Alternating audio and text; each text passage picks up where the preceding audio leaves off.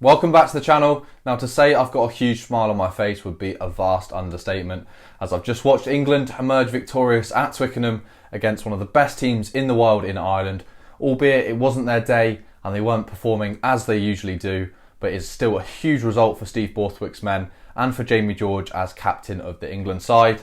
Both teams showed a lot of heart. It was a very gritty game, but England do prevail through a late Marcus Smith drop goal. Very dramatic finish at the end, albeit under penalty advantage, which would have been a relatively basic and kickable penalty. But Marcus Smith will be glad he hit the drop goal because he didn't need to take the kick goal, which would have been under huge pressure.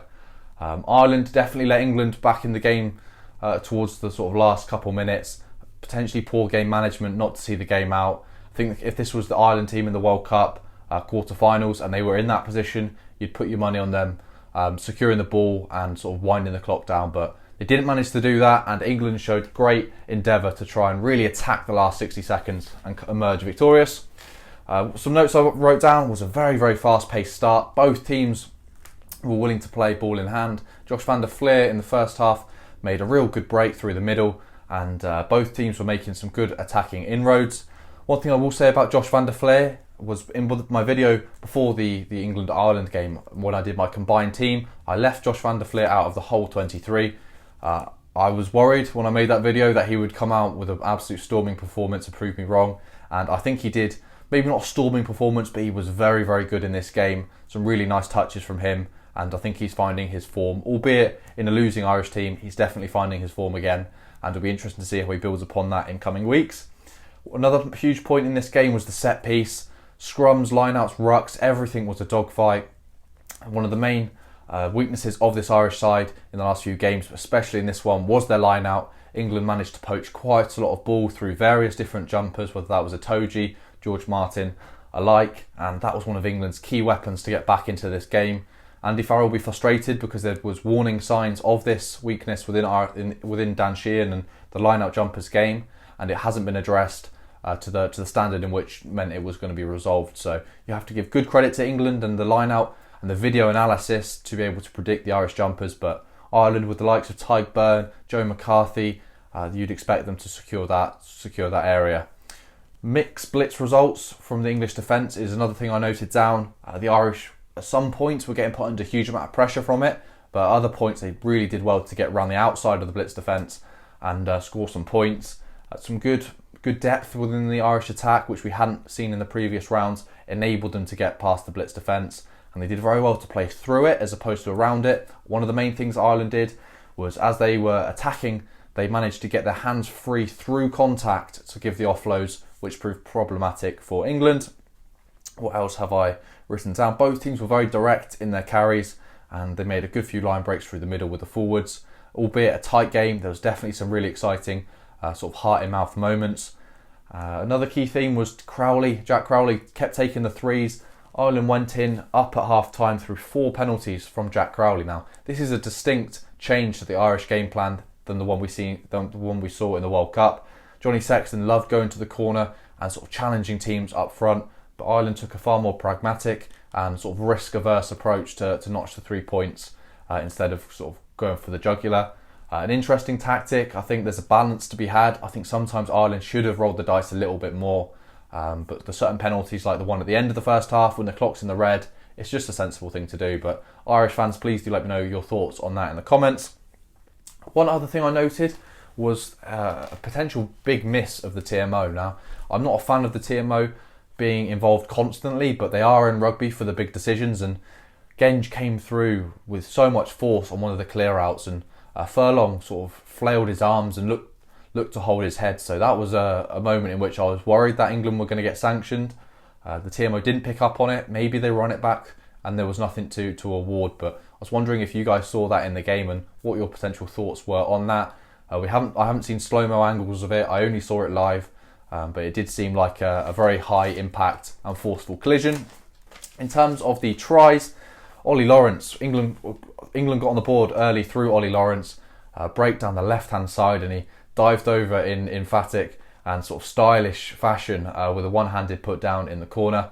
Both teams really scored out wide with most of their tries, which has to be credit to how difficult it was potentially to try and go through the middle of these teams. You had to go on the outside. and Lawrence did just that. Some brilliant sort of linking and interplay. I think George Furbank has to take a lot of credit for this. He was hitting the ball at speed, although he did make plenty of errors, such as like knocking the ball on or taking the ball out into touch after a James Lowe kick. Big errors in a game, but he does come with a lot of X factor going forward on the front foot, and I do think he was a massive differentiating part within this English side of old. And some really good stuff from Stewart. Sorry, not Stewart, Furbank, who's taken Stewart's place, funnily enough. And then Benno went over through multi-phase late on in the game. I think I was in the second half. Benno had an absolute stormer, really, really high quality performance from him. And before Benno scored, Furbank got over as well in the second half. Some really good wheels that he showed, and a brilliant transfer from Sam Underhill, then onto Itoje, then onto Furbank, and he went in the corner. You don't tend to see Ireland conceding 3 tries in a rugby match. It doesn't really happen, so maybe England have to take quite a bit of credit for that, but some questions would have to be asked with the Irish defence of why they were so loose at certain times. The Irish tries both of them came through James Lowe, a really good finisher, and scored them in the same sort of stylish fashion as Ollie Lawrence did for his first try. The first one, Ireland did get outside the Blitz defence, which was shooting up really hard and really fast. They played through the contact, and then they linked up with James Lowe to go over in the corner. The second of James Lowe's tries was some brilliant work from Jamison Gibson Park, working off of his wing to create an overlap, and he executed it incredibly well. Amazing catch pass speed under so much pressure, which put James Lowe away in the corner. Jamison Gibson Park has been impressing me week in, week out. Very, very high quality calibre player, so fair play to him. In terms of where it went right and where it went wrong for each team, England, they used their attacking threats. That was one of my main frustrations of recent times with England, is they've not had enough ball in hand, enough possession to sort of unleash the potential and the sort of dangers out in the wide channels. And they did do that in this game.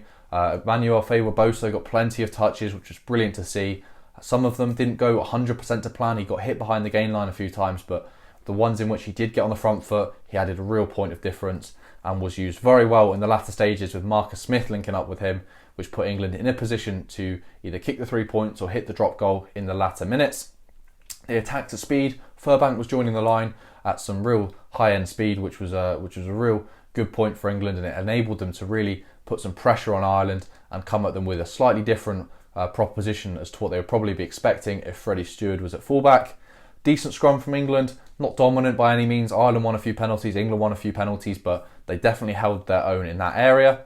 And then in terms of the English defence, they made the Irish attack messy. Now, this isn't necessarily a hugely beneficial point for England, nor is it sort of a massively bad point, but what it did mean was that there was a lot of handling errors from Ireland.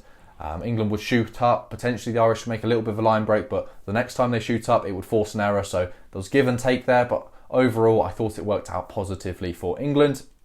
The negatives for England, I thought although they did win the game in the latter minutes, I thought their game management from 70 minutes to sort of 77, 78 minutes was really poor. They had the lead, and then they just seemed to box kick and fall into the England strategy of old. The worst thing you can do when you're in the lead is to just sit back on it, rest upon your laurels, and invite pressure onto yourself, and that is exactly what England did. And it was frustrating to watch, considering how potent Ireland are with ball in hand. We were giving them possession far too easily, and they eventually crossed to sort of stretch away from us, and then they missed the conversion, which enabled England to go for the 3 points in the last minutes. And then line-out errors from England, it was not as bad as it was for Ireland, but we still did lose a lot of territory and field position through that. And then ball retention in the red zone was still emerging as a topic for concern for England.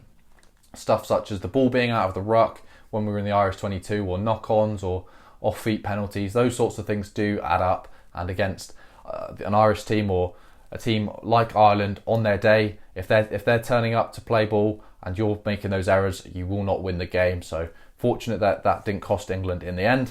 In terms of the men in green, what did they do well? They got outside the Blitz defence well, caused England some problems in the wide channels, maybe not as frequently as they should have done, considering the ease in which they managed to get round England sometimes. The tries they scored were creative, they showed some really good endeavour, and especially thinking about the Jamison Gibson Park one, really good vision, really good speed of ball, which enabled them to go round in the corner. In terms of speed of ball, they didn't get enough of that throughout the game. I think a lot of that comes down to the ball retention not quite being where Ireland need to be. The ability to resource rucks in their sort of efficient, fast manner that they usually do wasn't quite exactly where it needed to be. Competition in the air, I thought Ireland held their own. I thought they were good in that area. It's always going to be a point in which England would target. I think the Irish did hold up quite nicely. Negatives, poor game management in the last 2 minutes. Conor Murray, I think especially, I don't think he managed the game as a half-back as he should have in the latter stages. A few inaccurate box kicks, not going far enough. Eventually ended up with England having possession in a dangerous position towards the end. Attacking errors and accuracy, similar to England, although both teams scored a reasonable amount of points, they weren't accurate as they needed to be.